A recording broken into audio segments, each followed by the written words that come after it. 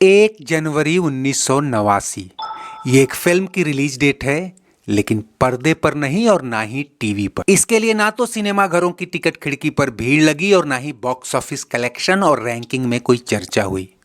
फिर भी फिल्म ने पॉपुलैरिटी और कमाई में बड़ी बड़ी फिल्मों को पीछे छोड़ दिया।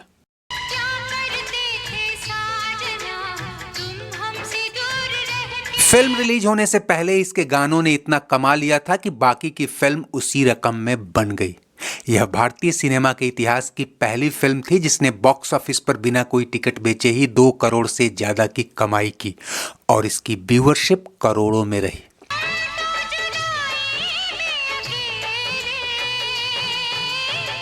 इसने एक म्यूजिक कंपनी को फिल्म प्रोडक्शन कंपनी में बदल दिया, जो आगे चलकर न सिर्फ फिल्मी दुनिया की सबसे कमाऊ कंपनी बनी, बल्कि उसकी अगली पीढ़ी को बॉलीवुड का सबसे अमीर बना दिया। इतना अमीर कि शाहरुख, सलमान और आमिर तीनों खान की नेटवर्थ भी उसके अकेले की कमाई में समा जाए। दोस्तों, ये थी भारत की पहली डायरेक्ट टू वीडियो फिल्म। नाम था लाल दुपट्टा मलमल का। यानी फिल्म सिनेमा घरों में नहीं आई और बीएचएस कैसेट्स की बिक्री से ही अपनी लागत से 3-4 गुना कमाई कर ली। लाल दुपट्टा मलमल का। लेकिन इसकी खासियत इसकी कमाई नहीं बल्कि कई और वजह हैं। जहां 70 और 80 का दशक एक्शन फिल्मों के नाम रहा, इस फिल्म ने कैसेट्स के बाजार में अपनी धाक जमाते हुए म्यूजिकल रोमांटिक फिल्मों का नया दौर शुरू किया।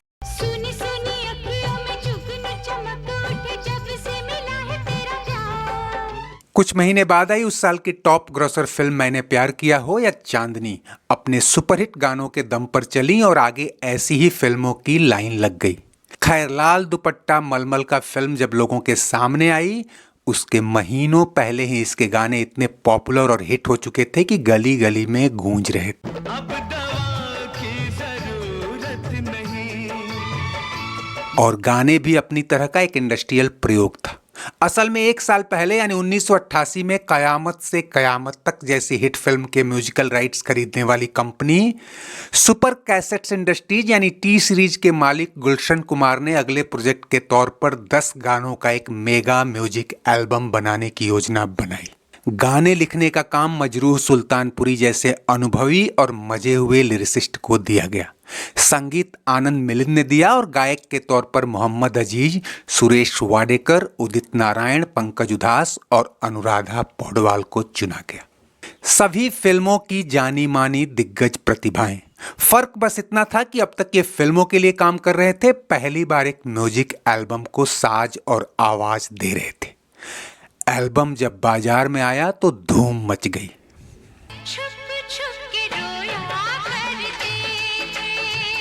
हर गाना सुपरहिट, इतना हिट कि साल 1988 में किसी भी फिल्म की म्यूजिक सेल्स इसके आसपास भी नहीं फटकी। तब गुलशन कुमार को लगा कि क्यों न इन गानों को एक फिल्म में इनकॉर्पोरेट कर दिया जाए। वीडियो कैसेट्स का जमाना था और खुद कैसेट्स की कंपनी थी। कहानी लिखी गई मानो इन गानों को उसमें किसी तरह खपाना है। शूटिंग का साजबाज मात्र इतना कि एक हीरो हीरोइन लाओ, बीएचएस कैमरा उठाओ और हिमाचल की पहाड़ियों में शूट कर लो। रविंद्र पीपट को डायरेक्शन का काम दिया गया। हीरो के तौर पर साहिल चड्ढा और हीरोइन के तौर पर विवर्ली को चुना गया और चंद हफ्तों में ही फिल्म की शूटिंग पूरी।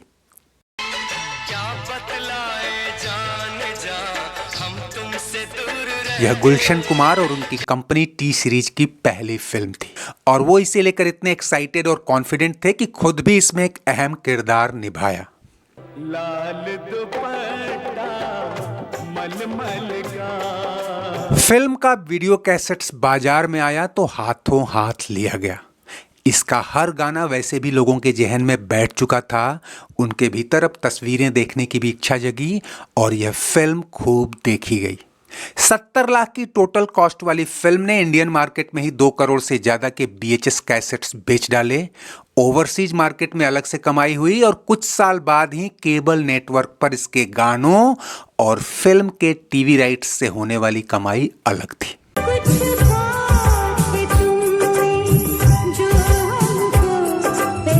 खैर, इस फिल्म ने गुलशन कुमार को एक म्यूजिक इंडस्ट्रियलिस्ट से फिल्म प्रोड्यूसर्स की लाइन में ला खड़ा किया।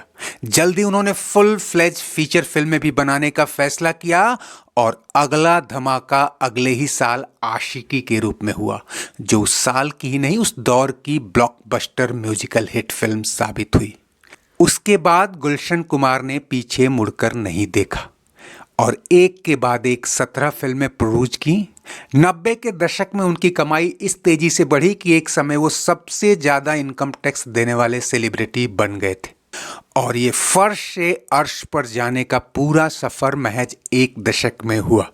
किसी को भनक भी न लगी, दिल्ली में एक पान की दुकान पर बैठने वाला लड़का पहले कैसेट्स बेचना शुरू करता है और धीरे धीरे कैसेट बनाना शुरू कर देता है और फिर कामयाबी उसकी कदम चूमती चलती है।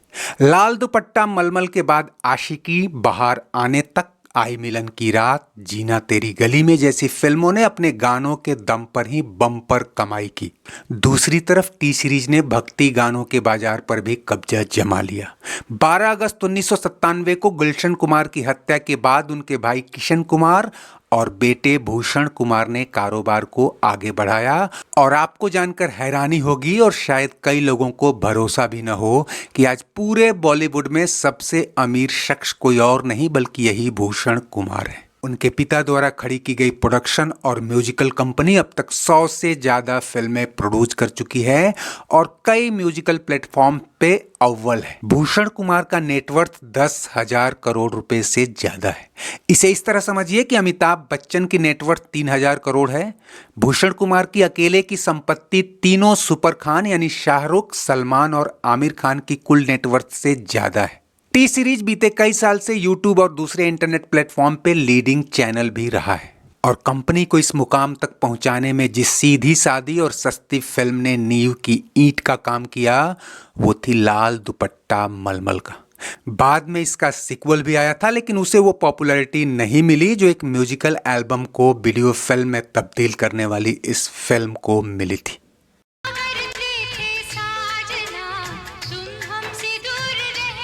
दोस्तों, यही वो फिल्म है और यही वो कंपनी है जिसने अनुराधा पौडवाल जैसी गायिका को वो मुकाम हासिल कराया जहां से वो पूरे 90 के दशक में फिल्मों पे राज करती रही।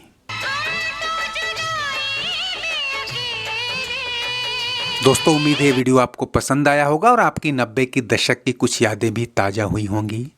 चलते चलते वीडियो लाइक, शेयर और सब्सक्राइब कर लीजिए और कमेंट बॉक्स में अपनी राय जरूर दीजिए। शुक्रिया, नमस्ते, आभार।